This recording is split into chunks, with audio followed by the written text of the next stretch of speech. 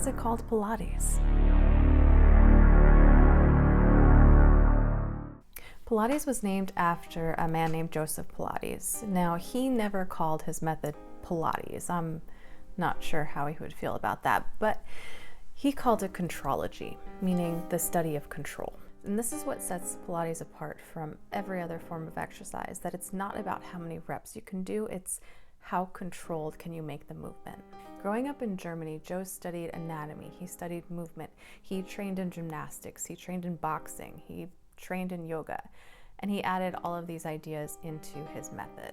During World War I, because he was living in England at the time, he was interned with other German nationals at a camp. While he was there, he began training other people at the camp. It's here that his ideas became a system.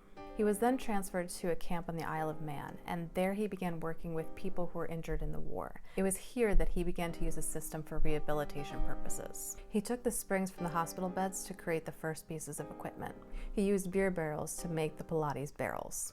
A few years later, he moved to New York City and opened up a gym in the same building as a few dance studios. And this is how it became connected with the dance world.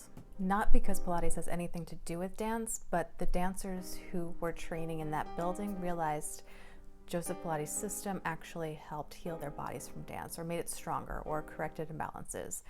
They realized doing Pilates helped their dance training.